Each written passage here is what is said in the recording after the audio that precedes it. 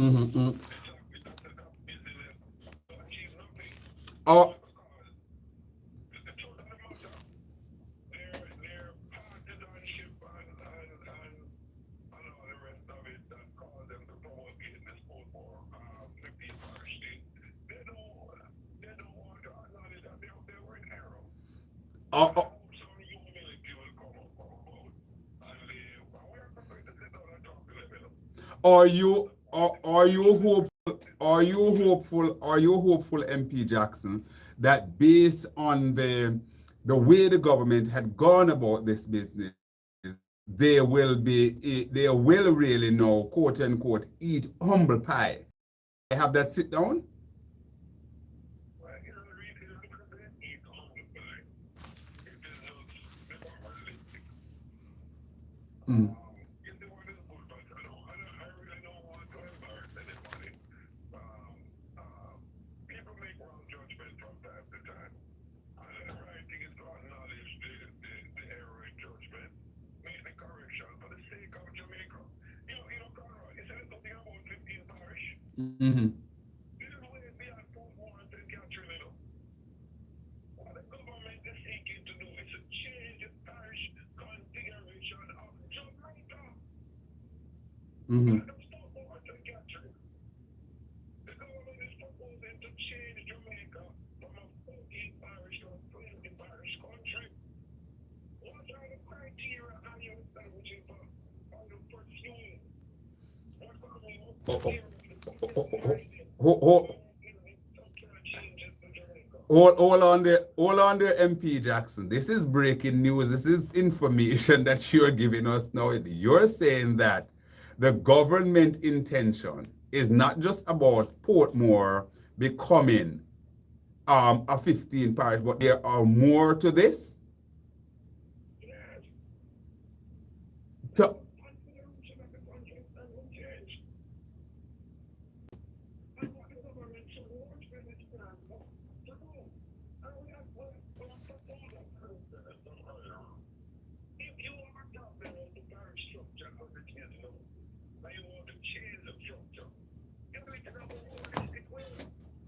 One, what is the criteria for a parish? mm-hmm.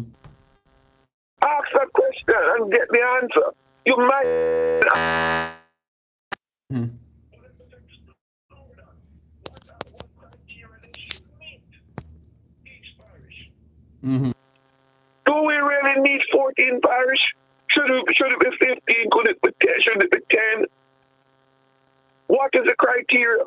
Because remember, the 1867 Act that the government is using to establish the 15 parish is the same act that the colonial masters used to divide up countries when they're dividing up the properties for the owners of the land.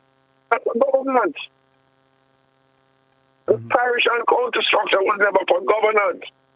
Subsequent to that, in later years, we laid a local government operating structure over those parishes. It was never about governance. The era that we are in now, and I've been over the past 64 years, going 65, is about how to improve governance. Mm-hmm. And we do some fiddling here. But in the case of the corporate area, we did some fiddling there. We used 2 parishes to form 1 municipality because we felt that we can more efficient and effective govern those 2 geographic spaces with 1 municipality. In St. Catherine, we saw it necessary to create 2 municipal authorities in 1 parish for effective local governance. This 15 parish proposal, the government is yet to highlight just 1, not 2, not 3, just 1 advantage it will bring both for governance, improve services, improve infrastructure. Absolutely none. Mm-hmm. Because the authority that was created by the people of Portland in 2003, it provides the local government function like every other one in Jamaica and more. It's the only one that the mayor is directly accountable to the voters. It's the only one in Jamaica that makes statute. the citizens that don't belong to the political party have a seat at the table. Mm-hmm. It is the only one in Jamaica where any change to its boundary requires 1/7 of the voters to vote yes or no for it. The repeal of the Portmore Charter remove all of those extended democratic provisions that the Portmore municipality has.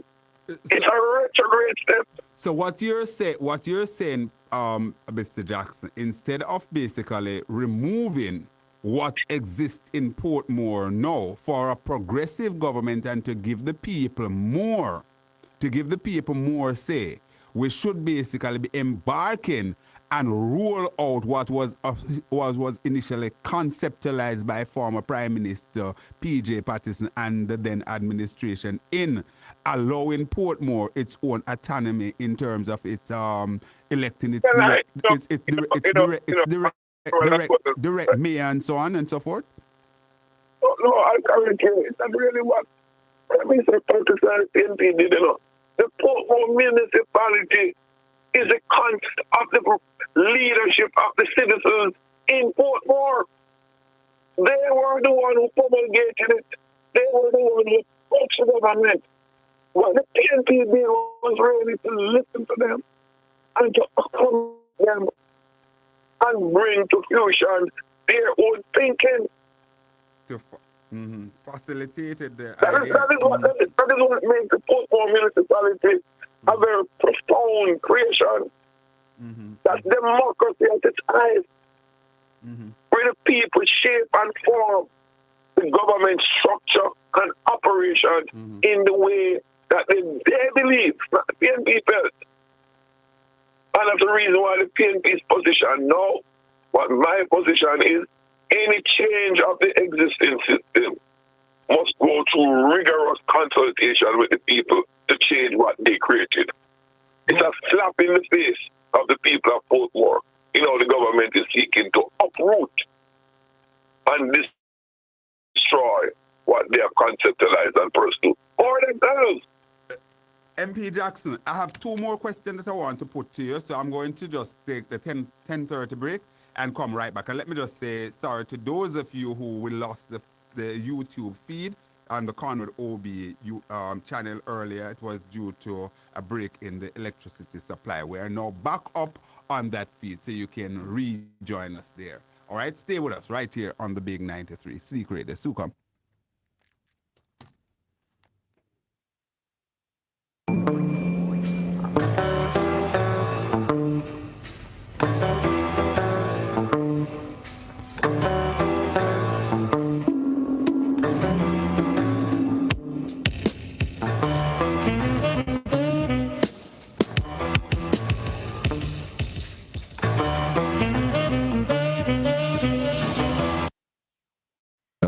Sleek Radio 93 FM is broadcasting live from the University of the West Indies Mona campus and streaming for the culture across Jamaica and the world. Stay connected to the music, conversations, and stories that listen online at sleekradio.com and follow us on Instagram at Radio 93 FM. For advertising and sales opportunities, call 876-427-9955 or email sales@sleekradio.com. Sleek Radio 93 FM, stream for the culture. At Nutrium AG Farms, fresh, sustainable food starts right here on fertile Jamaican soil, grown with care, harvested with pride, and delivered to your table. With innovative, resilient agriculture and regenerative practices, Nutrium helps build food security for our nation and beyond. Every seeded, every crop nurtured supports healthy families, thriving communities, and a stronger future for all. Nutrium AG Farms, growing food, grow hope. Property owners, pay your property tax arrears now. Visit your nearest tax office, Linstead Old Harbour and Spanish Town. Pay by cash, debit or credit card and take your TRN if you're paying by check. Property tax pays for street lights, garbage collection and disposal, parochial road rehabilitation and beautification. Contact your tax office or the St. Catherine Municipal Corporation at 876-984-3111 or 984 3112. Avoid legal actions. Pay your property taxes now. Place your garbage bins at the front of your property for easy access by NSWMA sanitation teams. Ensure that your bin or receptacle has a cover and the bottom is pierced. One Jamaica. Make we clean up the place. Host your next event at the UWI Regional Headquarters. Our venue, located in Mona, Kingston, features reconfigurable meeting and seminar rooms, lounges, and lawn space for events large, small, and anywhere in between. Our facilities can be tailored to suit any occasion.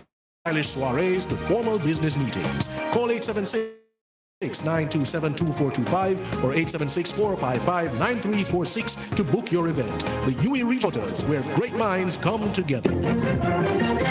This is the GOJ Minute for Thursday, August 27.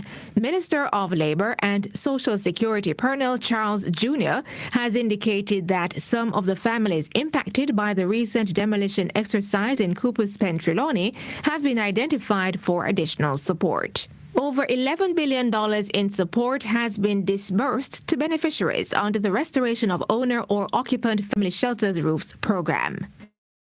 The Students' Loan Bureau, SLB, is reporting that close to 4,000 delinquent customers have received waivers under its debt reset program.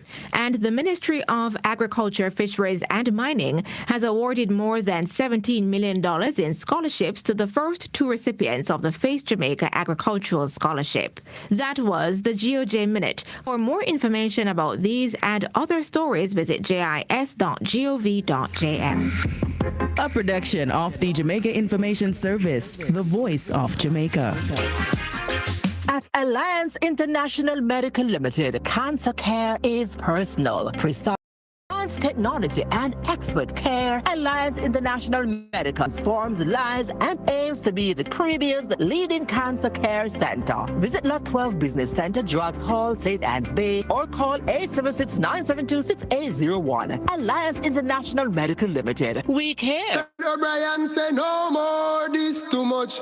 Poverty line a long bent till he buck. Up a garden house, well, one shuffle up. Mr. Brian, I say no more. Watch the man. Redeem represented for Conrad O'Brien. Keep it locked. Information non-stop. Redeem said that.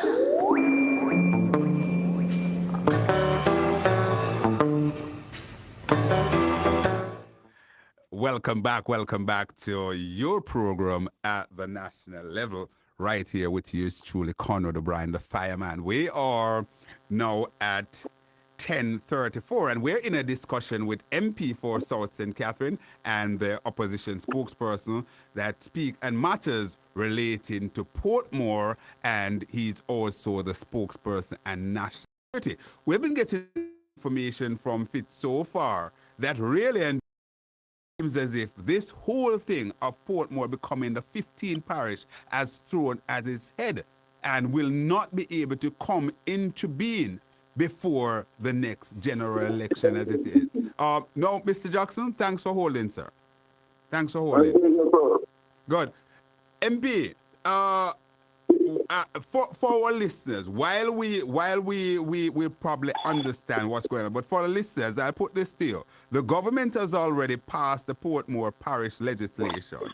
So what does this latest development mean in practical terms in Portmore, and is Portmore actually a parish? Okay, the government has passed the act. It has passed the act in both houses of parliament. Fitz, you're coming through a little muffled there, Fitz. I don't know what happened. Any better? Go ahead now. Yeah, it has passed the bill in both houses of parliament, went to the GG, and also gazetted it. However, for the completion of the process, for it to become law, there is a date that has to be set by the minister with carriage of the act. Mm-hmm. That has not happened, so it is not law as yet. Oh. And when we went to court, it is the court's intervention that stopped it from becoming law. So it only remains a proposal up to this point, but it is not law. And because it is not law, the the parish of Portmore does not exist as we speak. Thanks a lot. We seek to give clarity as much as possible, MP Jackson. So I'm indeed delighted. And our contention is that the EOJ is busily trying to establish boundaries for a parish of Portmore that does not exist. In the normal course of things, in keeping with the Electoral Representation of the People's Act, when the EOJ change constituency boundaries in a parish, those proposed boundaries only come in effect at the next general election. Stick up in there, Mr. Jackson. You're saying that the is busy changing boundaries? Yeah, proposing new boundaries. Proposing new boundaries. So that work of the EOJ now, that work is rendered, should be stopped right now based on what... That's our contention, because it's proposing boundary for constituencies that don't exist. And those constituency boundaries, as you have said in your comment earlier on, could only come in effect at the next election anyway. Not before. Under whose auspices the EOJ is acting to carrying out what they're doing now? Well, under the instructions of the boundaries, Parliamentary Boundaries Committee of Parliament, which I happen to be a member of also. It's the Boundaries Committee that summoned the EOJ to the office, to the committee, and basically said, well, the court has ruled that this proposed boundary for the parish of St. Catherine, parish of Portmore, and the new St. Catherine, because with the creation of a 15th parish, you now have the existing parish boundary of St. Catherine change. It will not be the same. So it's two parishes being created, a new St. Catherine and a new, brand new Portmore. And they say to them, fix the breach on the Constitution that the court has outlined. That's what the committee said in writing. And I have said I happen to be a part of the committee. And of course the majority is of the government. And the EOJ is trying to comply with that. And our contention is that, first of all, the parish has to be established.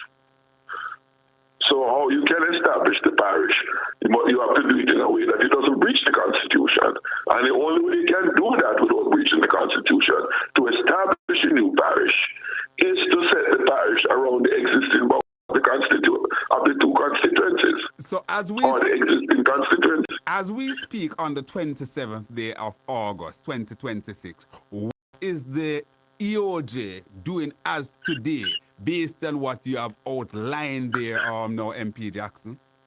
They are busily proposing boundaries. Not constituency boundaries, but divisional boundaries, polling divisional boundaries for the constituencies in the new parish. And we are saying that what you're doing is ultra vires. Absolutely. You are proposing boundaries for constituencies that don't exist. For example, the ones in Portmore would have to be renamed. It's like you put on the pot and you put the oil in there, say you're going fried chicken, but you still don't kill the fowl yet or season the chicken. Or you have to kill the fowl before the pot go on the fire. Something to that effect.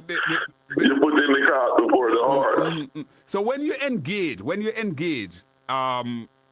well, I probably should put it this way. Have the PNP as a political organization engaged the EOJ on this? Yes, we have. I can answer that directly. We have had 2 meetings with the EOJ.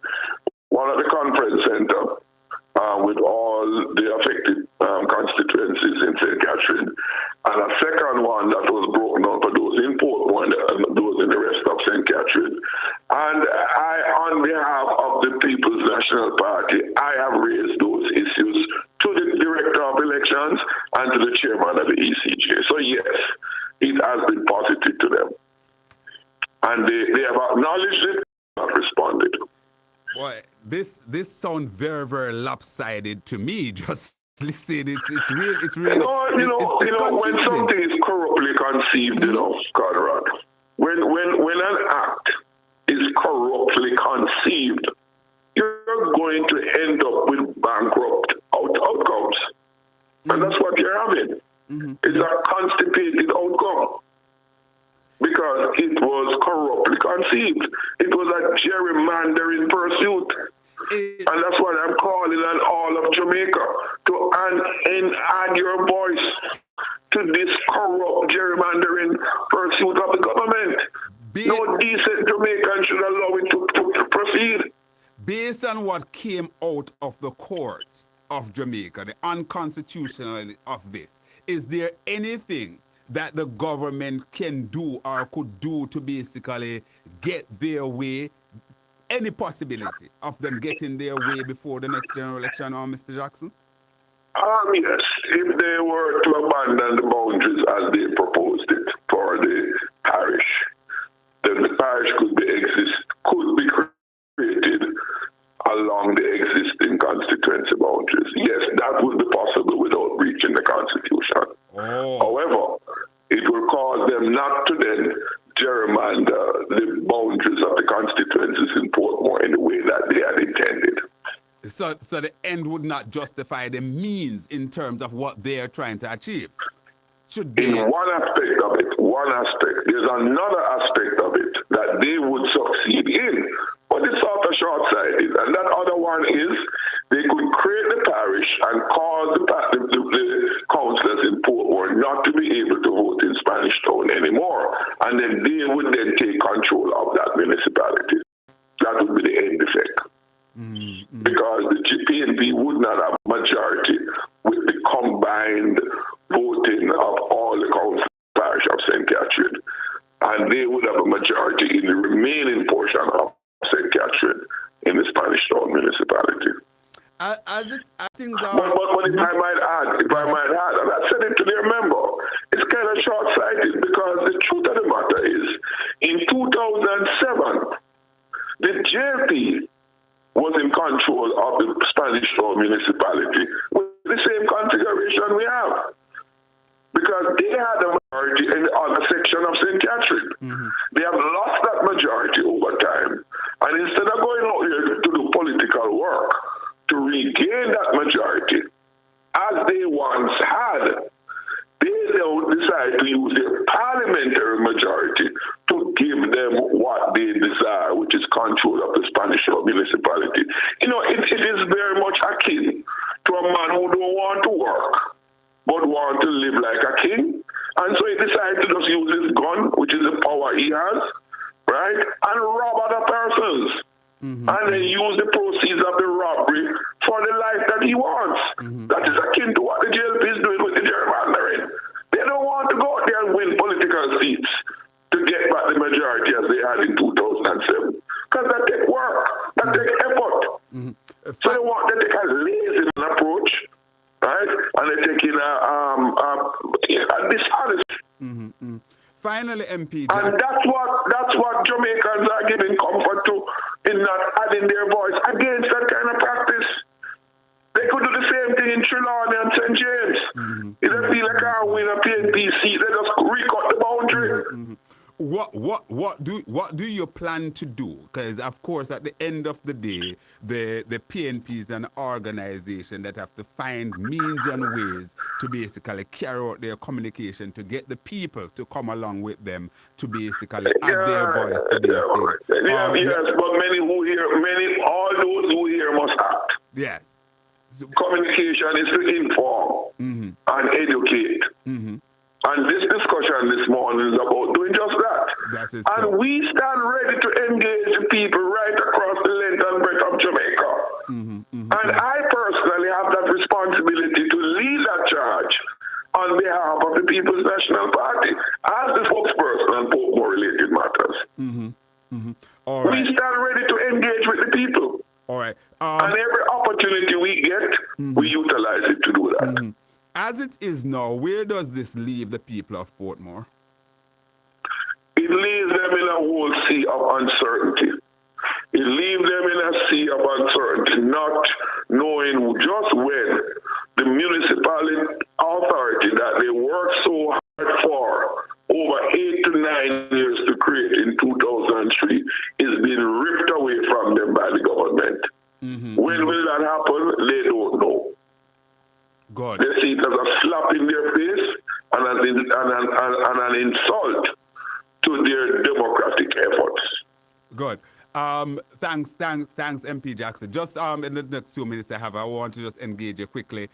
We see where there was the regional election took place for the PNP, I think, over the last weekend. Getting a question in here. So where your own chair had been returned. Dennis, I normally say I almost said Dennis Jackson. Dennis Daly. But a question is being posed, Fitz. In Region 6 was a tie. And that's supposed to basically be worked out. I think it was supposed to be dealt with at the party level. Have that been addressed, as you understand it? Yes, and there was a release to that effect. In the preliminary count, as I understand it, in Region 6, there was a tie with a number of votes that were either rejected or spoiled, but never called. But those that were called were tied. They had a recount of the votes that were cast. And both candidates increased their counts. And the person, the comrade declared the winner, won by a clear majority of about 10 votes, if I recall correctly. Oh, okay. So all you... But there was a recount after the tie. Both of them increased ballots casted from the preliminary count. But a winner was determined from that recount. MP Jackson, you're a senior member of the PNP. Elsewhere, in certain quarters, it is being argued that the PNP will not be having an annual conference this year. Is there any truth to that? We will be having annual conference. The exact format of it is being fine-tuned, but we are observing the constitutional provision of our party, and there will be a conference or the format, as has happened in the past, where we change the format of the annual conference depending on the exigencies at the time. And I think it's the responsibility of the party to examine the whole political landscape, among other things, and to reconfigure the format, not whether or not, the format of the conference in observance of the constitution of the party. I understand. So there's no crisis. Okay, I understand the public session will be in Centralsbet this year. Is that so? Yes. Our thinking was that from the two-day NEC that we had in July is that we believe we should give solidarity to our comrades in Western Jamaica rather than having all of them traveling to a public session in Kingston, that we should keep it in either closer proximity to them or within the area.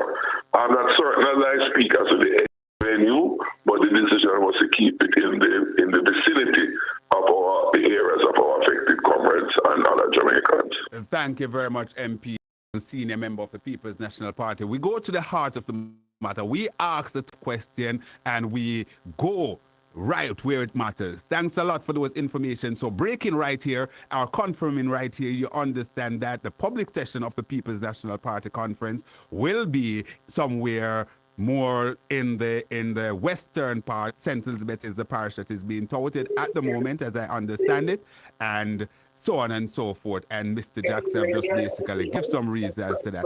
Thanks, Fitz. So we look forward to see what will happen with the Portmore scenario there. Any final question on that? Final word is that I make an appeal to all Jamaicans. This country does not belong to the PNP or the GLP. It belongs to Jamaicans. And we must actively preserve those things, such as the democracy, in our political administrations, so that Jamaica's interest is always secured at all times. And we can't take it for granted. Thanks a lot, MP Jackson, man with responsibility for Portmore. He speaks, and that on behalf of his party, the People's National Party. He's also the spokesperson and national security. You're watching the murder numbers, Fitz? They're going down, trending in the right direction? Yes, but I'm also concerned about the police killings that is going in the wrong direction. Oh, all right. We have to engage you on the next discussion. Both are important. All right, we talk. Bless you. Take care. All right. That's MP Fitz Jackson there, out of South Sudan, and we are always delighted in speaking with members of the political directorate from whatever side of the divide. You know, my friends are not talking to me at all. You know, I if those who I would have spoken to, you know, I think I would say chief among them, Floyd Green, Minister Green, and myself, we have an excellent rapport. Pernell Charles Jr. again, excellent rapport. My good friend, Minister Favor Williams, have not graced me for some time. But all in all, it's all good. We are hoping that come next week, we will be able to speak with, second term president of the Jamaica Teachers Association, Mrs. Lasagna Harrison. She is back at the helm of the Jamaica Teachers Association. And, you know, with all that is taking place with the reopening of school, I'm sure that the JTA must have some concern there. Talking about that, I heard my friend, the principal for the Old Harbour High School, Mr. Ware, you know, Linton Ware, and he had gone to the jugular, really. And I believe that he only stopped short of accusing the minister or the ministry of not basically paying close attention or doing as much as they could or can to ensure that the school plans are back up to standard. He argued that contractors are not being paid, and a lot of things. Was very, very revealing hearing from Mr. Ware. But we continue to track those. Let's go to the phone line. Hello, welcome, caller. Morning, Conrad. Hi, morning. How are you doing, Al? I'm good. Good, good. Right. I'm listening to you on MP Fitz Jackson. Mm-hmm. I've already came to that conclusion, but it more consolidating my thoughts and my thinking about this country. Outside of what some so-called analysts might think, we are heading to a full-blown dictatorship country. And it doesn't matter what whoever is in media, what to say, I am. And in my perspective, that is where we are heading. Well, your voice in your opinion. I've been saying it, and nobody can stop me from saying so. I'll tell you why. When we watch how this Andrew Owen administration have been building up the army, and we are not fighting any war, and there is no projection that we will have war with our neighbors, and the expansion of the army, when people are fighting with drones and not soldiers now, he's building up the army. It's not an army to protect Jamaica, but to protect him. And I'll tell you why. Here is it that when you hear what Fitz Jackson has said, Sorry, Al. 1 second. Just want to remind our viewers, our listeners, that we're also live with our simulcast and Fit 96.3 FM down there in Trelawney. They blanket the entire Western Jamaica. So thanks a lot. Go ahead, Al. Sorry about that. Just want to. Yeah, when you listen to what Fitz had said, the maneuvering is the same thing Trump will do in Georgia and Katrina. It is a playbook of the Monroe Doctrine in Jamaica. And I now say it is a book of the colonial Israeli Maniato. We are following a Maniato kind. And I don't care who wants to say it's a kind of Zionist philosophy we are practicing, because some people realize that they don't want to come out of office. Conrad, let me ask you this. Who is in charge of the environment in Jamaica? Global warming. Well, Matthew Samoda is the minister with responsibility. It's in the office of the Prime Minister. So the Prime Minister would have overall responsibility. Okay. Do you know that he's also the chair for global warming? He was nominated the chair. The last meeting went in Europe as the chair for the global warming. That's Mr. Samuda? Matthew? Yes. Okay. Mm-hmm. Yes, Matthew Samuda. Well, hear me now. Have you seen pictures of what is happening down in Otrels where they dump up the sea and building in the sea?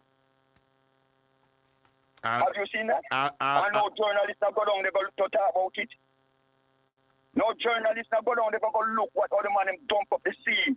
Dump up the sea and you hear who name is called. You see, these politicians that are in real estate development is leading Jamaica to poverty. And I'm going to tell you why, Conrad.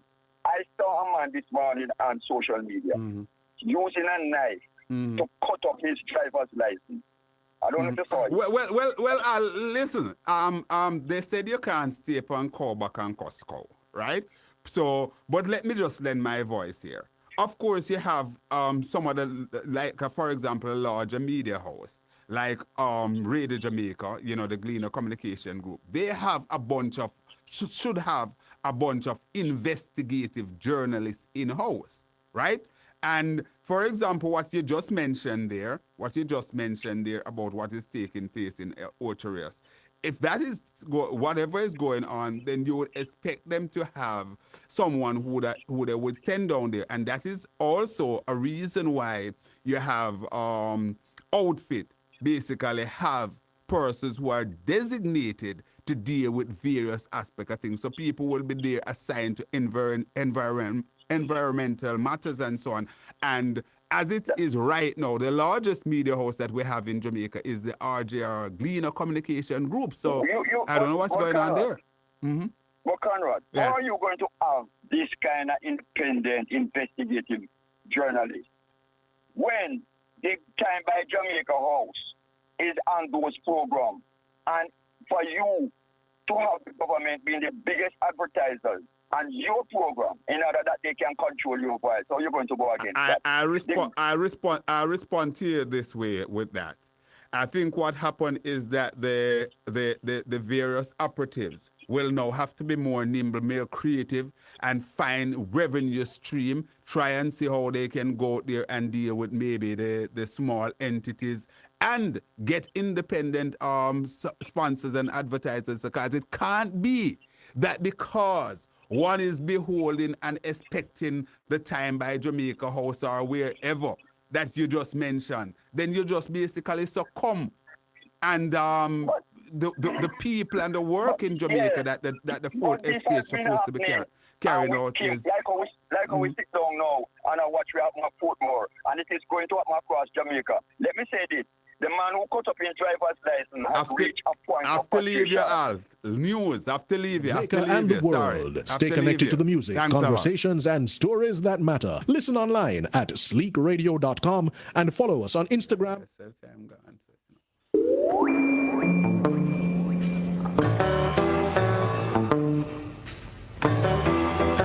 Live from NPR News in Washington, I'm Windsor Johnston.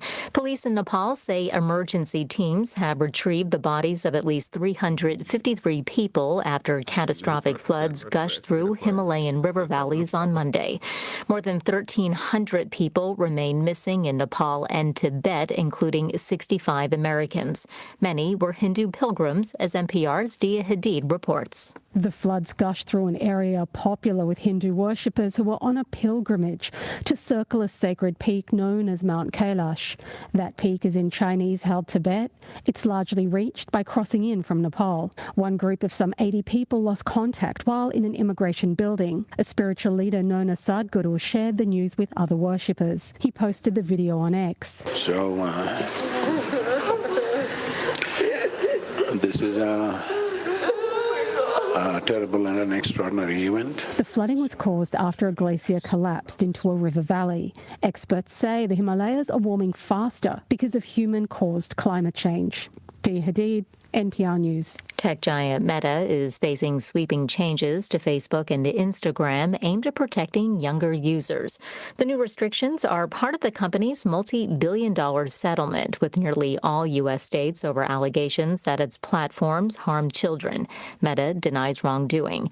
NPR's Ritu Chatterjee reports on what teens can expect moving forward. The changes involve both restricting the kind of content kids can see and features that will make their social platforms a lot less addictive. They will have to give minors the option of having non-personalized feeds where Meta does not use an algorithm to throw specific content. There will be a default daily time limit of 2 hours for minors. And so Meta will have to have a default block on nighttime use from midnight to 6 a.m. and a block on notification to minors both overnight and during school hours when they are in classrooms. Ritu Chatterjee reporting. Chipmaker NVIDIA is reporting another quarter of record earnings, reflecting continued strong chip demand from data centers. NPR's John Ruwich reports. The California-based company pulled in $96.2 billion in sales during the quarter that ended in July. That's more than double what it was last year and beat expectations. Most of that money was made selling chips to data centers that are part of the huge AI build-out underway, and the company thinks that will keep rolling. On an earnings call, NVIDIA's chief financial officer said it's seeing demand accelerating and expects revenue to grow 70% in 2028. The company's share price has been down for the past week, but it rose after the announcement, popping more than 4% in after-hours trading. John Ruwich, NPR News. On Wall Street, the Dow was up 154 points. This is NPR News. Japan's acclaimed avant-garde artist Yayoi Kusama has died at the age of 97. NPR's Anthony Kuhn reports she was known as the Queen of Polka Dots, whose paintings, sculptures, and installations have been displayed around the world. Kusama's foundation said in a statement that she died at a Tokyo hospital on August 14th and kept painting until her final days. The Kyoto News Agency reports she died of multiple organ failure. Since childhood, Kusama experienced hallucinations. She saw polka dots, flowers, and pumpkins, which she made sense of by painting them. She created installations where visitors were lost in seemingly endless expanses of shimmering lights, undulating tubes, and swirling dots. She moved to New York in the 1950s and moved in the same artistic circles as Andy Warhol and Georgia O'Keeffe.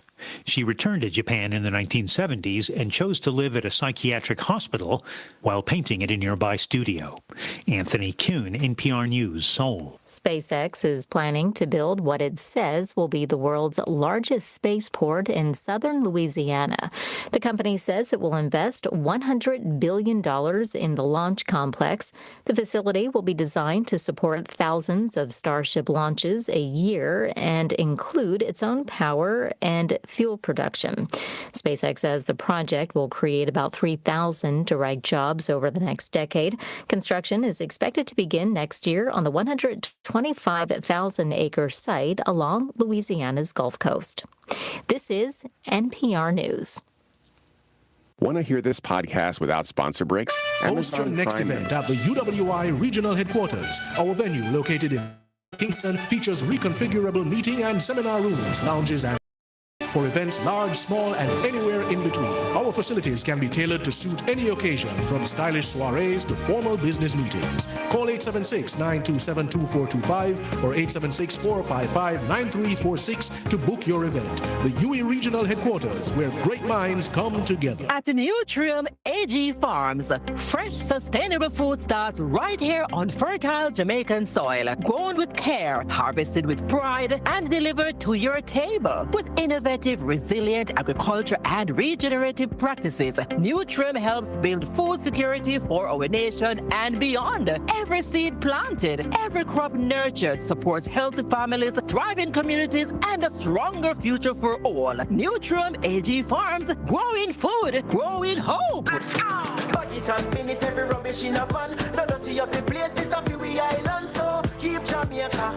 keep Jamaica. Say make we do it, keep Jamaica clean. Beg you listen to me please. No plastic bag, no fear blowing at the breeze. No proper garbage, disposal, recycle plastic. Now make it full up in the streets. Bag it and pin it, every rubbish in a pan. No dirty up the place, this a we island. So keep Jamaica, keep Jamaica. Say make we do it, National Solid Waste Management Authority. Property owners, pay your property tax arrears now. Visit your nearest tax office, Linstead Old Harbor and Spanish Town. Pay by cash, debit, or credit card. And take your TRN if you're paying by check. Property tax pays for street lights, garbage collection and disposal, parochial road rehabilitation, and beautification. Contact your tax office or the St. Catherine Municipal Corporation at 876-984-3111 or 984-3112. Avoid legal actions. Pay your property taxes now. At Alliance International Medical Limited, cancer care is personal, precise, and compassionate. Guided by advanced technology and expert care, Alliance International Medical transforms lives and aims to be the Caribbean's leading cancer care center. Visit Lot 12 Business Center, Drugs Hall, St. Anne, or call 876-972-6801. Alliance International Medical Limited. We care. Conrad O'Brien say no more, this too much. Poverty line a long bend till he buck. Up a garden house, well, one shuffle up. Mr. Brian, I say no more. Watch it, man.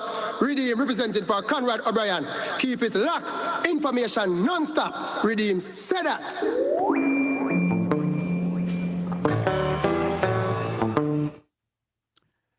Welcome back to all my friends over there in Tredegar Park. I want to say good morning to you all. We gather that there are a number of persons who are listening to us in the Spanish Town area. They're able to pick us up on the FM band on their radio, and we're indeed happy for that. Madam Producer, where do we go? Have callers there? All right, the number is 876-212-9824. That's 876-212-9824. And also 876-462-0919. I want to say morning to all of you who have been glued into the program from we start.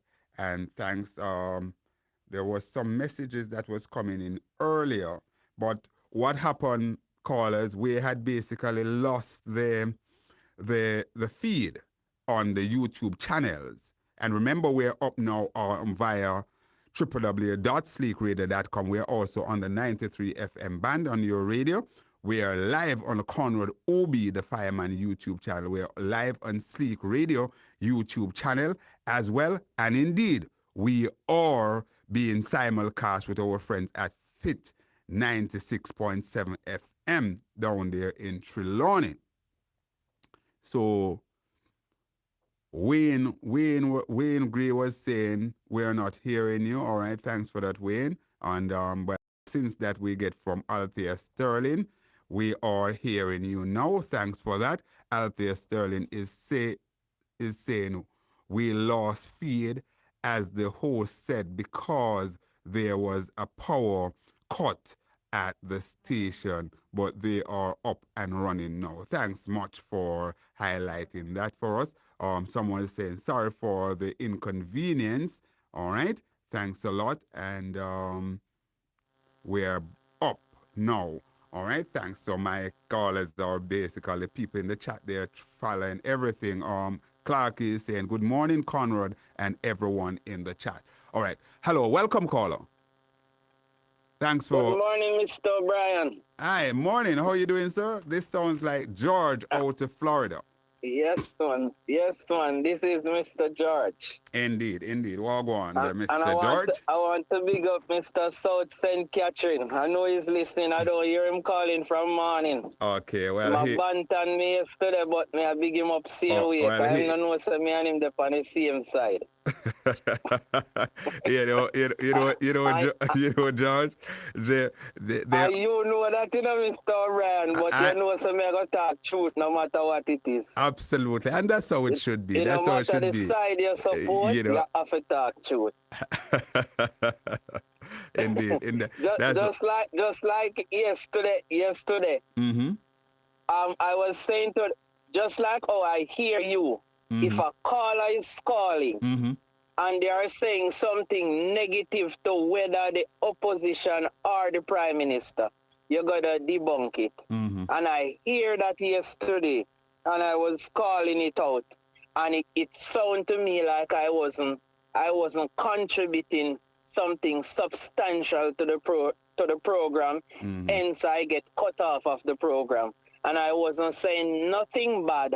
All I was saying is when a caller call and saying something like the opposition leader is the opposition party is a criminal organization, that not supposed to come across the airwave. Whether you're going to say it against PMP or JLP, it not supposed to. And I agree. I make mention of it, and it seems to me like I wasn't contributing towards the program. All right. And also, I was labeled from different caller that I'm a PMP supporter, and you know better than that. I don't support. I support the truth. All right, let me say this, George. As you know, that I really don't comment on my colleague, my co-host scenario, but you highlighted that. What I will say is that I personally, when there are certain things said, I try to basically disassociate and to correct, to say to people that no, that's not the way to go. I didn't listen to the particular segment of the program because I wasn't able to listen to Abby for the entire period yesterday. So I didn't hear that particular exchange between you and her. But I'm sure that come Monday when she's back on, you can call her and you guys can work through things. All right? What else you have to? And she said she noted the point. She noted it. But I don't want it to be like I am bantering her because I listen to her. I listen to her. She has valid points in some ways, so I listen to her. And what I will advise some of the callers that I see call you all the time, to Marie, Marshy, and them people, call in on the program and discuss. Let's keep the program discuss what is going on in the country. It doesn't really matter the side that you support. Keep the discussion going. That I agree with you. I want everybody who call Abby to call me. I want who call me to call Abby. I don't want it to be a situation where there's a segment here and a segment there, because you may have a different level, a different kind of discourse that you'd have with me from Gabby, but certainly let 1,000 flowers bloom, all right? Go ahead, sir. Yes. Yes, and I hear Milton call this morning. Welcome, Milton, back on your program. Yeah, man, he has been Milton in a while until yesterday. Yeah, man. No, he has been back from the past for a couple of weeks now. He has been back. Yes. Yeah, man. Good to all always right, Mr. Ryan, take care of yourself. Thanks a lot. Thanks a lot. All and the we're best. still waiting on the Friday program to hear what is going on. Because we want the two hosts to merge on the Friday. All right. That would be a good discussion program. I'm waiting on it. All right. Thanks a lot, George. Let's continue to take the calls. All the best. Good. Let's call her. Hello. Hi, how are you today? Welcome to Sleek Radio at the national level with yours truly, Conrad O'Brien, sir. How are you doing? Fine, thank you. I'd like to discuss the fish sanctuary and the sewage, the level of sewage that is hotel generated, and based on what I see, there's no major sewage plant in that area that can take off all hotel sewage. I'm kind of wondering where they put the sewage. You know what I'm saying? I'm a bit concerned about the fish sanctuary, and that is over in Rock in Trelawney. Yes. It's called that area is called Cleaston Waters. That mangrove across Cleaston Waters. Are you familiar with it? Yes, I know. I know where you're talking. I know where you're talking. Yeah, that was known as a fish sanctuary. Before those hotels pop up in that area, you know what I mean? And there's a few hotels pop up from the Trelawney Beach Hotel coming down to Listening Waters or that part of the sea. And these hotels they do pass up a lot of sewage, and there's no sewage, there's no main sewage plant in the area to take off the sewage. You know what I mean? So my question is, who's monitoring all those things to keep the. Whenever you have the development of those magnitudes, sir, you know, NIPA and certainly those organizations are supposed to be basically monitoring and ensuring that the environment is protected, because if you're having effluent, sewage that are not being disposed in properly, then obviously the environment to include both land and water would be in a problem. So I can't. So if those things are not happening, then certainly the relevant bodies are falling down on the job. Of course, we know organizations such as JET and so on, from time to time, they raise issues as to how we're dealing with things like the mangrove and how we're disposing of sewage and so on and so forth. I'm not able to speak specifically to the matter, the particular place that you raise, but indeed, it is of concern as to how we are treating the environment generally. Let me say this, you know. From the let's call it China Beach Hotel, they call it now, you know, I mean, China Beach Hotel, coming down to Back Spin, going down back, and you left hand side where glistening water is, and here is mangrove. It was mangrove. Well, I guess they dump it up now, I assume. They dump it up now and put out the road there, you know what I mean? It was mangrove all the way mangrove, yes. Down to rock, you know what I mean? Yeah, and then you go in, when you go to fishing over glistening waters, that piece of what you call it now, mangroves over in between the sea and glistening waters was known as a fish sanctuary. Julia, I know you're listening. I know that you're down that side. You're paying attention to these things, and I'm sure that that's Julia out at Fit FM there. I know she's tuned in to me at the moment as we speak. So, you know, but very, very interesting observation. Go ahead for me, caller, and, you know, close out your points. Yeah.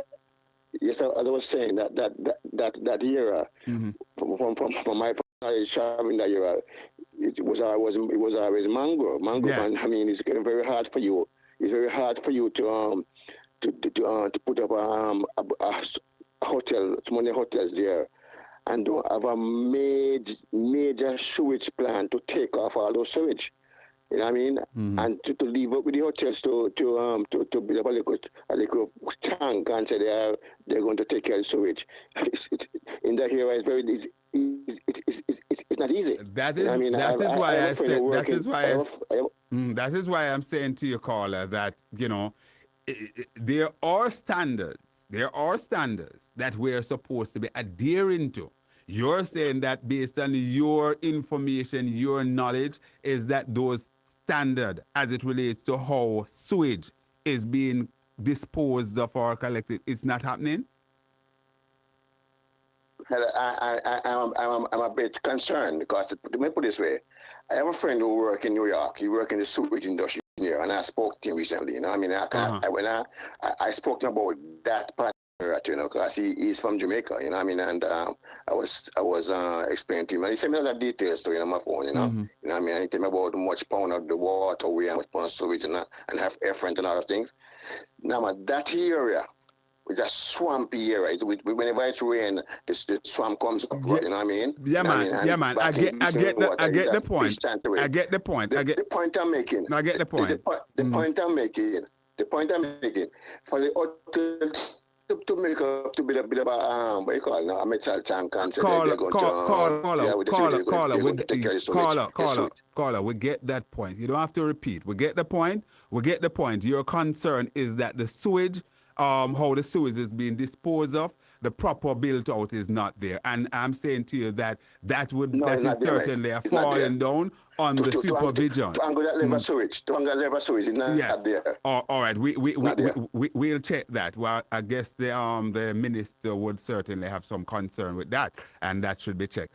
You have 30 seconds. Can you wrap for me in 30? He's gone?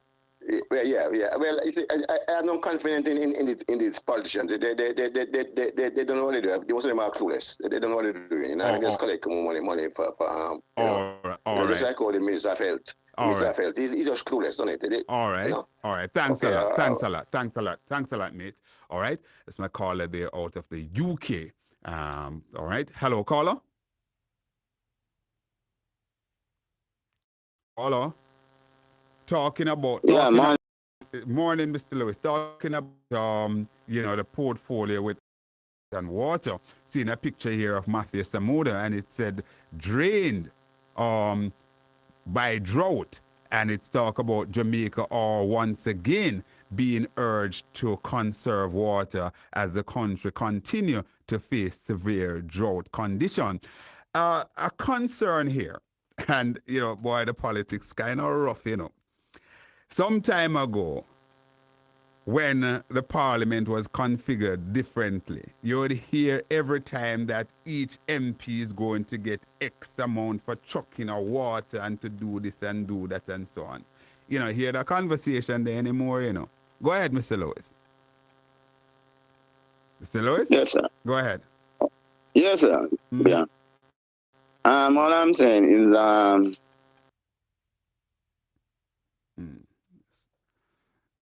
especially on moringa. Mm-hmm. Because the experts are saying moringa is probably one of the most nutritious plant we have. Mm-hmm. In terms of nutrients, it is nutrient packed. Mm-hmm. And yet we have suffering from all sort of nutritional problem. Mm-hmm. When we have a plant that can grow wild, just like that. You don't have to cure it. Just plant it, drought, whatever, and it survive. Mm-hmm. Not even nutrients alone, because when you check the medicinal properties to the seed, what are we really doing? But under this system, capitalist system, we don't carry out enough research, because the aim is not for the masses to benefit. It's all about the big pharmaceutical companies, a few people making big money. Mm-hmm. But Mr. Lewis, one other thing with you mentioned that, and of course, someone like myself, I have my moringa seeds, nutters, and hi Julia. Julia know why I'm saying hi as we're talking of moringa seeds, right? But a part of it, Mr. Lewis, is that we have what we call, as they would say, that Jamaica is a sample place. So you have a situation where this discussion starts up and everybody starts talking how important and how impactful moringa is, moringa seed, moringa tea, and all of that. But at the same time, how many of us are making use of the moringa seeds or the moringa plant that we have in the back of our yard or in close proximity to our homes? How many? Is it? Because you see, you think about it, Yes. The government put it that way. Mm-hmm. Is not making the information available. Because first time you used to have, even in the Saturday paper, you would have an agricultural section, I highlight certain plants and whatever. You don't have anything. The benefit of certain plants and so on. Mm-hmm. Mm-hmm. Yeah, and even another one where they call wormwood.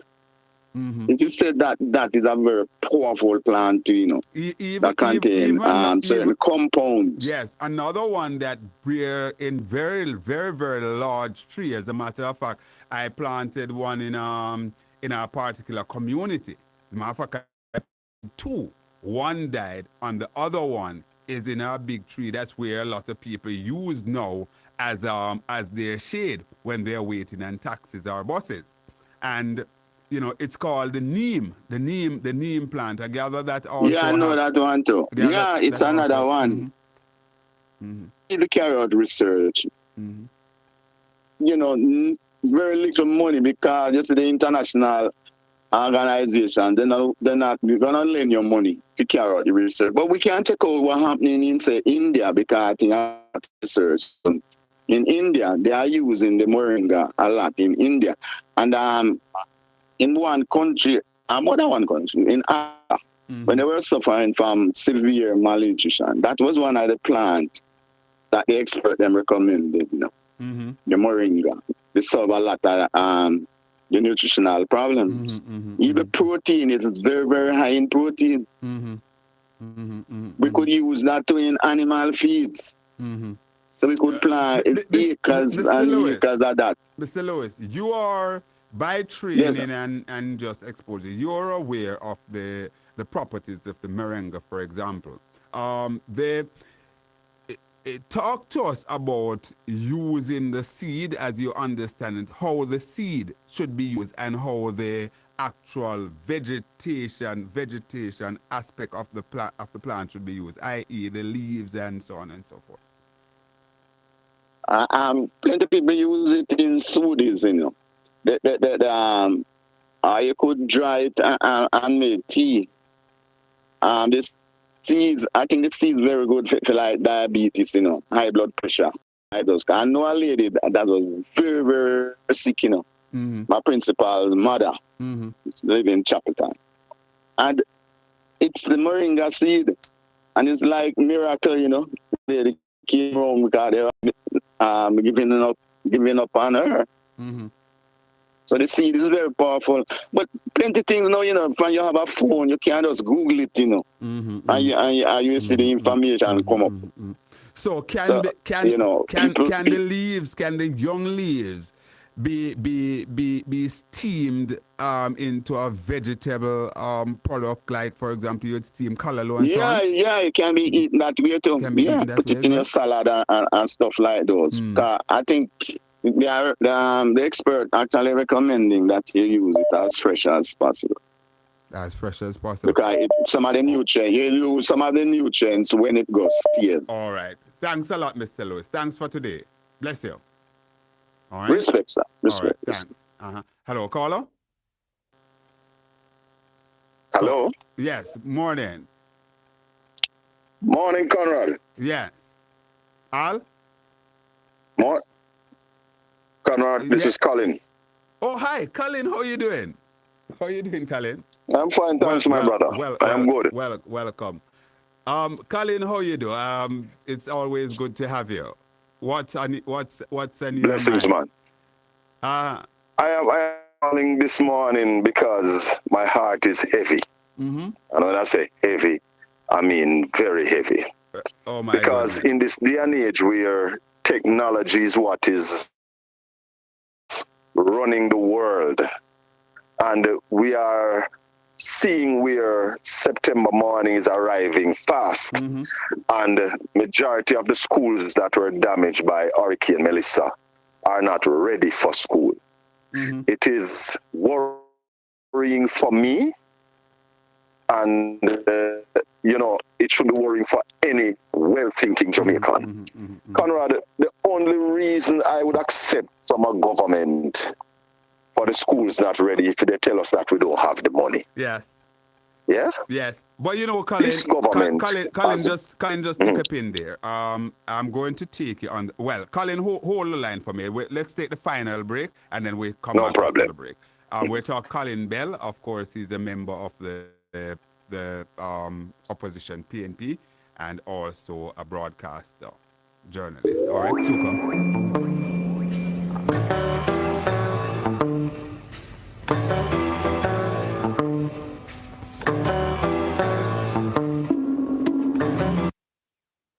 11:30. Sleek Radio 93 FM is broadcasting live from of the West Indies Mona campus and streaming for the culture across Jamaica and the world. Stay connected to the music, conversations, and stories that matter. Listen online at sleekradio.com and follow us on Instagram at sleekradio93fm. For advertising and sales opportunities, call 876-427-9955 or email sales@sleekradio.com. Sleek Radio 93 FM, streaming for the culture.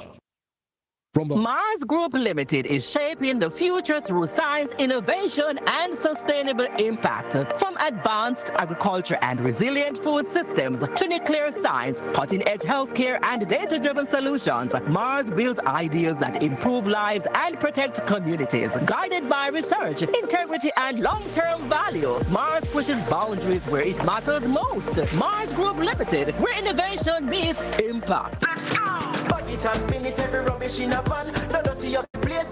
This up we island. So keep Jamaica, keep Jamaica. Say make we do it, keep Jamaica clean. Beg you listen to me please. No plastic bag, no fear blowing at the breeze. No proper garbage, disposal, recycle plastic. Now make it full up in the streets. Bag it and minute every rubbish in a van. No dirty up the place. This up we island. So keep Jamaica, keep Jamaica. Say make we do it. A message from the National Solid Waste Management Authority.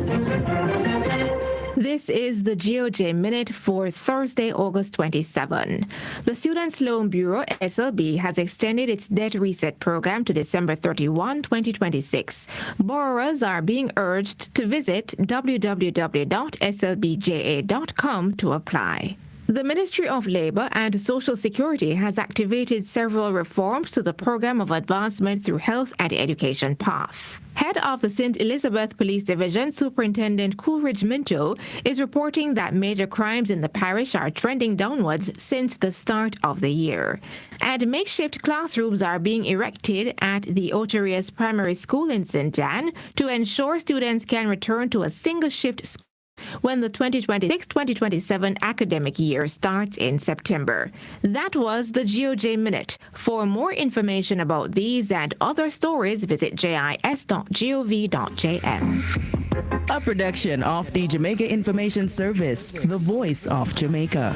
Property owners, pay your property tax arrears now. Visit your nearest tax office, Linstead Old Harbour and Spanish Town. Pay by cash, debit, or credit card. And take your TRN if you're paying by check. Property tax pays for street lights, garbage collection and disposal, parochial road rehabilitation, and beautification. Contact your tax office or the St. Catherine Municipal Corporation at 876-984-3111 or 984-311. Avoid legal actions. Pay your property taxes now.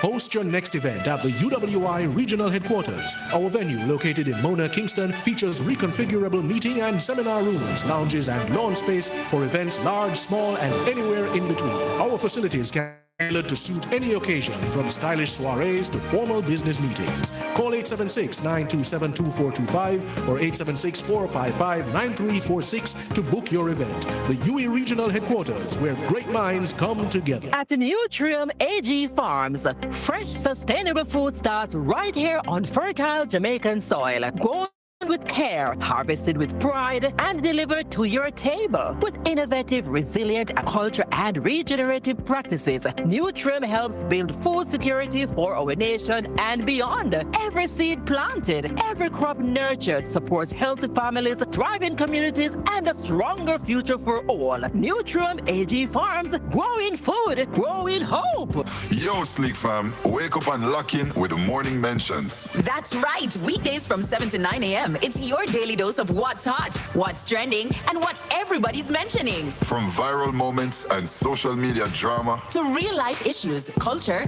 and the conversations that matter. If it's making noise in the comments, we're bringing it straight to the airwaves. I'm Juan Claus. And I'm Danae. Catch Morning Mentions weekdays 7 to 9 a.m. Only on Sleek Radio 93.5 FM. Streaming for the culture.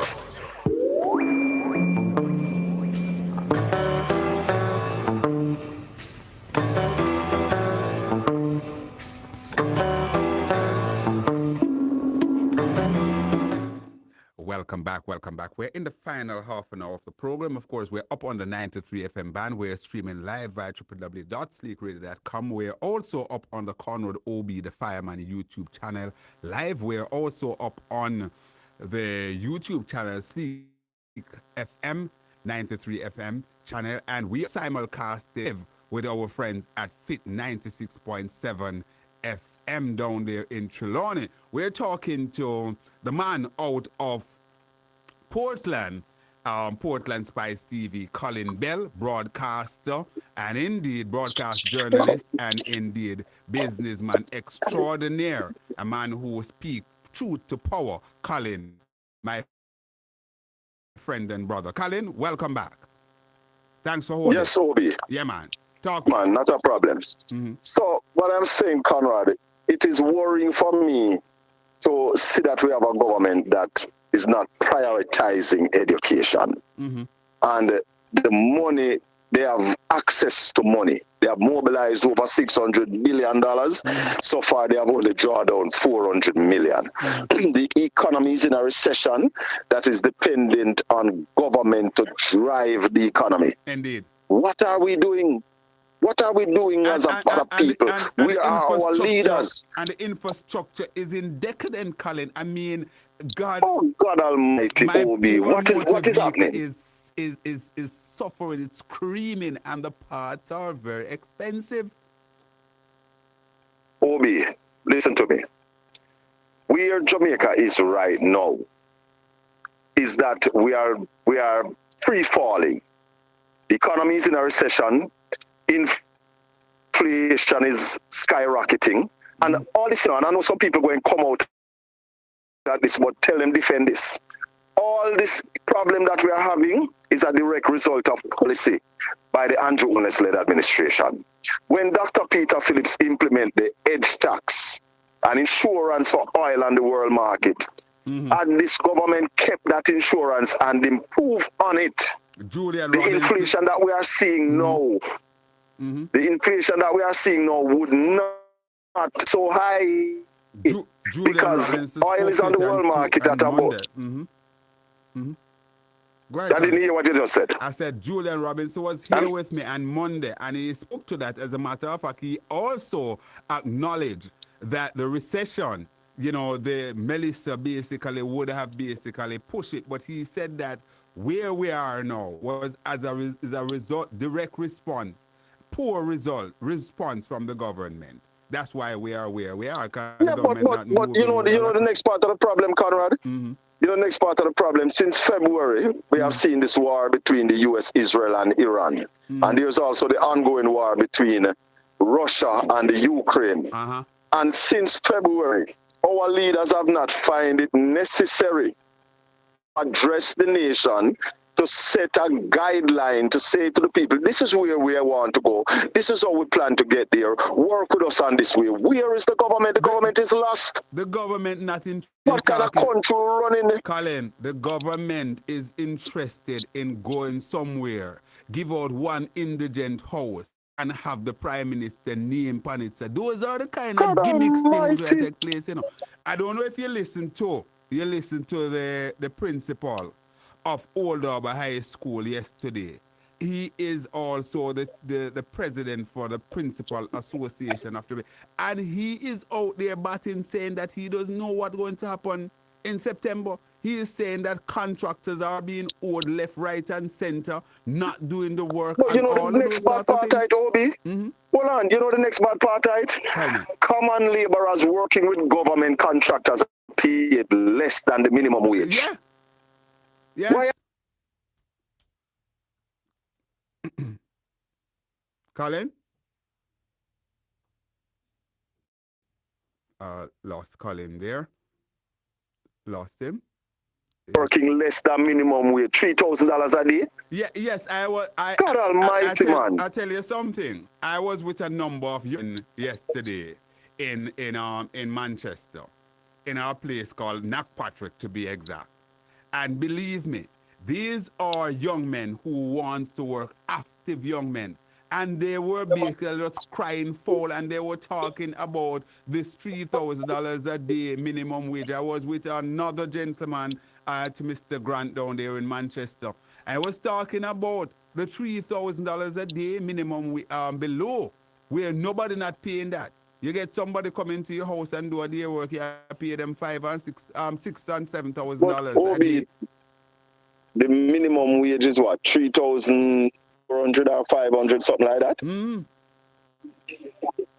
It's $17,000 a week. Yeah. How we have contractors contracted by the government paying less than that? I don't know, sir. Good afternoon. I don't. It hurts me, and as I said, it further hurts me to see how the government is reluctant to deal with education. If we don't deal with education, OB, this low production that we are having in Jamaica is going to continue. You know, if the government don't get up off of them laurels and start drive this economy by pumping money in it, start building all the infrastructure, we are going to be suffering. Colin, we can't continue this Colin, way. I am indeed happy that you're here and you touch these points, especially on the education sector. Because here it is, I know that you are a part of the opposition, and a lot of people are asking why is the education system in such a decadent in terms of building on all sorts of things, and we have not or hear from spokesman Damian Crawford out there in front champion this cause. So I'm indeed delighted that you're raising and highlighting these points.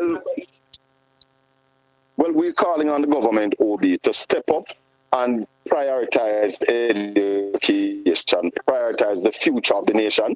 We can't sit down as a country and watch September morning. So many of our schools will be opened on staggered basis. What we are doing is basically promoting fully done. But we'll talk, OB. No, Bless just you. 1 second. Just 1 second before you go, Colin. You say we are talking and calling on the government. Is it that you're speaking from a position, an official position of the government with the call that you're making for the government to basically, are you speaking on behalf of the opposition in this case? I am speaking in an official position on behalf of the opposition, on behalf of the People's National Party, calling on the government to prioritize education, calling on the government to employ contractors, whether they are green, orange, or no color at all. Because this argument about they can't find contractors is because the government is employing green contractors. If you're green, they're not giving you no work. And we've got to move away from that and prioritize education and the future of our nation. Thank you, Obi. Thank you very much, Colin Bell. So there you have it. Colin is a member of the People's National Party. He made a point just now. So I basically, we do the work a particular way. Want it to be absolutely clear. So he did declare that he's speaking in an official capacity as a member for the PNP and so on, and calling on the government to move with alacrity to get certain things going. I have my young broadcaster here with me. I'm so excited. Kyle, come here, my son. Come sit beside me and talk to me. Let the people see your face, Kyle. So Kyle is right here. You're seeing him on Sleek YouTube. You're seeing him on the Conrad OB YouTube channel. This is Kyle. I did introduce him about a year, or roughly almost a year ago, right here as my young broadcaster. He's here. He's taking a leave of me. He will be going. Where will you be going, Kyle? Canada. I'll be going to Canada, Toronto, Brampton, Okay. I'm going to leave tomorrow, and then I'm going to pack my suitcases to go on the plane. Oh, wow. Wow. Oh, so I'm sure you're going to miss us here, Kyle? I will very much. Good. But mommy is waiting to embrace you with open arms, eh? She's been waiting, actually, since last year. Good. Now, Kyle, you were in Canada. You came back, you started school here at Mona Heights Primary, and, you would have developed a lot of friendship there, established friends. Would you like to shout out to your friends and your teacher, your principal at the Mona Heights Primary School? Sure. Shout out Mrs. Donaldson for always teaching me. She's been a great teacher. She's been teaching me very well. She's a very nice teacher. However, for the students that are in Mona Heights Primary, they're not as nice. No. Come, you're not going through. You student them under the bus. Talk to me about the nice ones. Talk to me about the nice ones. Talk to me about. Heal up your friends. Mention your friends. Do you have any friends there that you want to mention? Oh my God, that's 2 or 3? I don't know. I don't really know, don't really know. All right. What about your principal? Oh, the principal, Speaking to the mic. Sir Hepburn, yeah. Yes. He's a great principal too. Yeah, he disciplines children very well. Yeah, overall, he's just a great principal, and for the many events that he's made or bought with his school money, it's very nice. So shout out to the principal also. Good. Of course, one of your favorite person on the planet, Nana, right? Truly. Nana. That's I just use the name Nana for the purpose of the discussion here. I know you want to say something about Nana. She will be taking you up to Canada, right? Yes. But certainly, so you're not. You have been here with her over the last year or so, T. The last year, 1 year exact, 1 year. What do you want to say to her? She's been very nice to me, and she treats me very well. She's one of the most sweetest people I could ever see on this planet Earth. To say something about her, I have a lot of kind words to say about her. She's sweet, reliable, strong. She is a very great sports. She has very great sportsmanship, and she usually goes very well with people that work alongside her. So especially grandpa under you also. But yeah, she's been very nice and cool. She's a very nice auntie or grandma. Indeed. As she referred to grandpa, I call him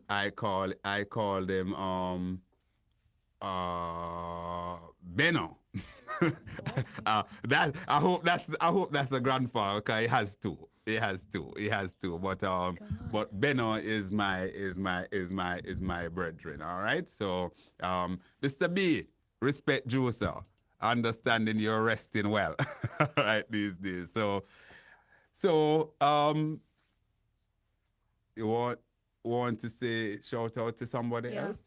Yeah, shout out to Grandpa. He's been a police officer for 30 odd years. He served very well into the police force. He served his time very, very well. He's a great police officer and a great grandpa. And he's also very funny and strong. Now that he says he's unemployed, he's living his life. He's living his normal life now without being encumbered with the stress of police work. Yeah, he says police work is very stressful or so on. That he says that it's really stressful because of the people that are here. And actually I asked him if he wanted to go back to his original job, would he go back? And he said not in this country. So like referentially, I think it's because of the people, you know. All right. Your dad has been spending some time with you. You've been sharing. Yeah, my dad's very nice. He's been working really hard for my sister and I. He's a very nice dad, and he's very fun. He's very nice. He always works really hard for me and my sister. He's just working really hard for all of us, and you know. Exactly. I want to close out with this. You know, you get an innocent viewpoint from a child. What would you want to say to the Jamaican people? Stop being rude, stop killing people, and stop stealing from other people. Good. If you got the opportunity to talk to the Prime Minister of Jamaica, what would you say to him this morning? I just say hi. I don't know what I would say to him, but it would be an honor meeting him. I'd tell him to just do this and that, you know. All right. Thanks a lot. Always a pleasure, my youth. You know I love you dearly. All right. So this is Kyle, my grandson. All right. Okay. It's a pleasure to be on this radio cast. All right. Thanks a lot. Enjoy. Bye. All right. Safe Bye, travel. guys. Thank you. Good. All right, so that's my young broadcaster there, Kyle. I know you don't mind, me taking a couple of minutes and go through that. And just for clarity. Kyle that you see there, it's my producer's grandson, that's Tanya's grandson. She called him Nana, Nana, Nana, Nana, Nana, Nana, Nana, Nana, Nana, Nana. Everything is Nana, Nana. Nana is here, moving from pillar to post and just ensuring that Kyle is so happy and so joyful. I must say that Kyle is also an A student. He chalked up a lot of good prizes. Is 1 year tenure here at the Mona Heights Primary School. The lines are open. We have a few minutes to go. We can take your calls and someone is saying watching. Okay.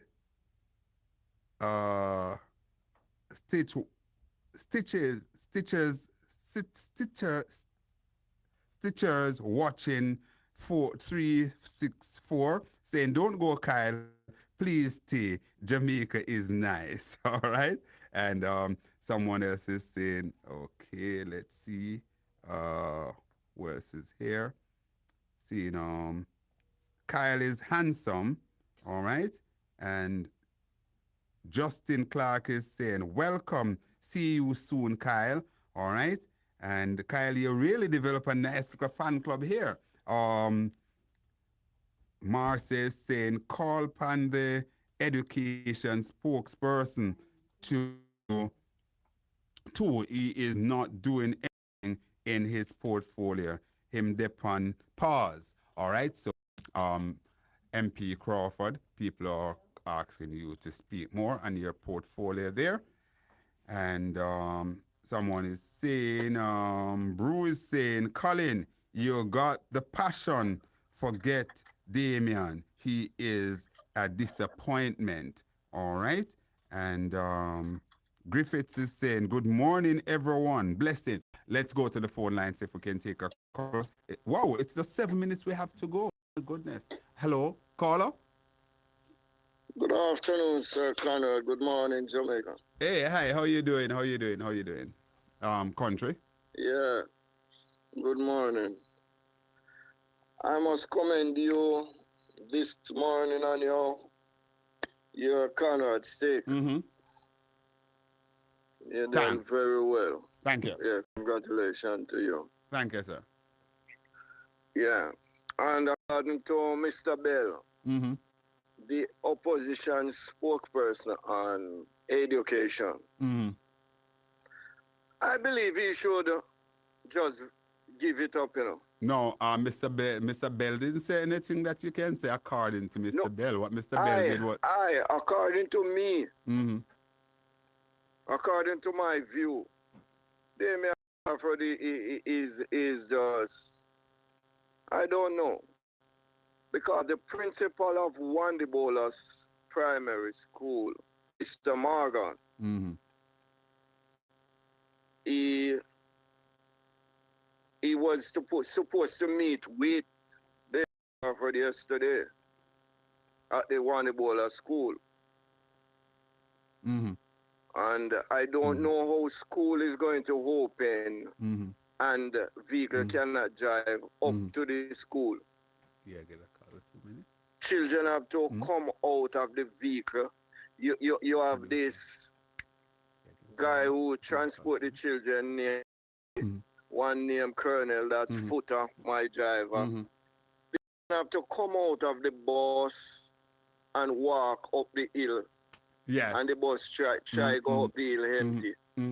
All right. And you don't hear the member of parliament, which is the spokesperson for education, talking about this in his constituency. All right, good. Country, listen, I know that you Yes, are going to allow you to finish up next week with me, right? Because I have to run. I want to give this caller that is old. Oh, okay. And go ahead. Finally, please don't pay no mind to the flip-flop senator. Goodbye. All right. We're giving this other caller 1 minute. 1 minute. 1 minute. Let's call for 1 more minute. 1 minute. Caller? Oh, African? Oh, what go on? Yes. The foreign prisoner them there now? Yes. The who? Huh? The foreign prisoner them. No, not that I know of. Officially, people are saying that persons are here, but officially, and I know we have to go by the official record, the government said that they have not concluded any arrangement to take any of the TCNs as yet. So, you're sure about what you say, Conrad? No, I am sure about what the government said. This is what the government said, but of course there are people who put out there to say that people are here. So the people are coming to government knowledge. No, man, that's what I'm saying, that I don't know that any is here. I don't know. No, sir, I don't know. I can't answer that. The government said none are there. You're interested in knowing? I can't know. Hold on. How am I going to know? Yeah, if you're interested in knowing. Absolutely, sir. Check out that source, them, yeah? yeah, you're Canadian here, yeah? Well, I love my callers, them, you know, man. Africa the best. But I am sending notice to I'm serving notice to my listeners of now. All of you, wherever you are, in Jamaica, Eastern Caribbean, and right here in Jamaica, we want to give African a special prize come Christmas as our #1 caller and supporter of this program. So you know my thing, I don't beg, but this time around I am asking for contributions to make a special prize for Africa. You can tell me how you want to make your contribution. Are you in agreement with me, Madam Producer? Yeah, my producer said yes, she is in agreement with me. Come next week, we will put the show back on the road. Of course, we're expecting to start a special feature next Thursday. The KMC and you, they will be in studio. We're hoping to start that feature with the town clerk. Now, I think the name is now changed from town clerk to CEO, and of course the mayor. So, all of that said, I'm going to take my leave from you for the rest of the week. And of course, you know, my colleague Gabby, she will be here with you on Monday to start the week, and I will be back on Tuesday. Thanks to our friends at Fit FM who join us on the simulcast. Thanks to those of you who join us on the 93 FM band, and indeed on the www.sleek radio, also on the Conrad Obi, the Fireman YouTube channel, and Sleek 93 FM YouTube channel as well. On behalf of my hard-working and lovely producer, Tanya Richards, have a good weekend. And I must say to my co-host for today, Kyle, always a pleasure. So here's my co-host. Respect. It was good co-hosting today's program with you, Kyle. Enjoy and continue to do well in school in Canada. All right? Bless you. All right? So until then, stick and stay with the 93.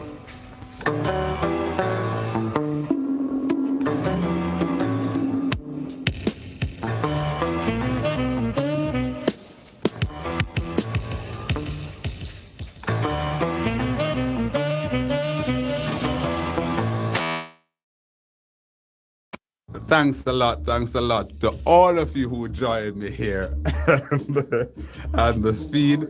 And of course, you know, I love you all. You keep me going. The chat is quite active. I'm laughing at some of the things in the chat. Hopefully I'll be able to spend more time with you in the chat come next week. So until then, stick and stay with the 93. God bless you all. SleekRadio.com. Radio 93 FM. Your